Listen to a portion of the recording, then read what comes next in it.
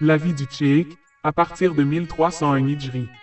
1883. L'an 1301, Hijri 1883, qui est le point de fracture le plus important de son hagiographie, apportera, nous le verrons plus loin, de grandes mutations, dans son itinéraire spirituel et du même coup, dans sa personnalité intellectuelle. En gros, des changements qui ont reconverti entièrement sa plume au service du prophète paix et salut sur lui dans des thèmes tels que 1. La glorification de la venue du prophète au monde. 2. L'exaltation de l'unicité de Dieu, dans le service du meilleur des envoyés. 3. Le combat spirituel du prophète. 4.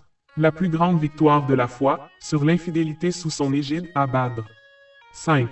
La victoire de la soumission, en l'occurrence l'islam, sur l'idolâtrie, en un mot, la réhabilitation de l'islam. Des panégyriques du prophète, qui embrassent ces thèmes essentiels, et dont les genres et le génie littéraire reflètent les dons exceptionnels de l'auteur parmi eux. 1. Les prémices des Eloges Muadamato Lambda. 2. L'acrostiche du verset, quiconque obéit au messager obéit, par là même à Dieu, S.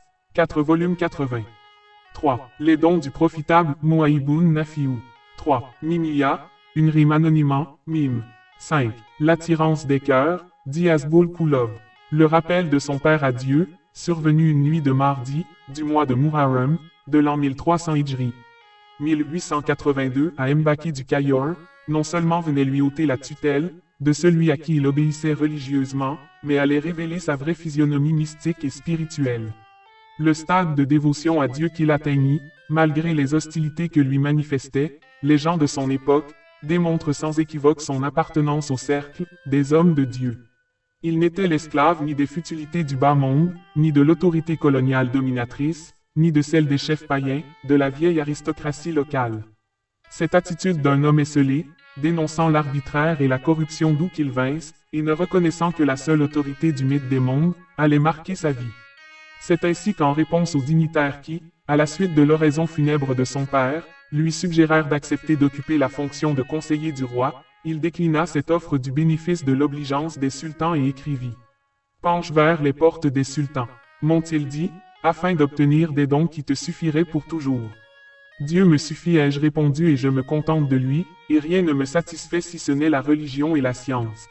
Je ne crains que mon roi, et ne porte mes espoirs qu'en lui, car il me protège et m'enrichit. Comment disposerai-je d'ailleurs ma destinée, entre les mains de ceux-là qui sont incapables de régler leur sort? » C'était là un double défi lancé à la fois aux sultans, à qui le cheikh rappelait leur servitude, vis-à-vis de leur Seigneur Allah, et à l'élite de l'orthodoxie musulmane, dont il dénonçait la complaisance. Quant aux grands maîtres de gnose de son époque, animés du dessein de l'éprouver, ils ne tardèrent pas à découvrir leurs lacunes, sans toutefois arriver à sonder les profondeurs de sa spiritualité.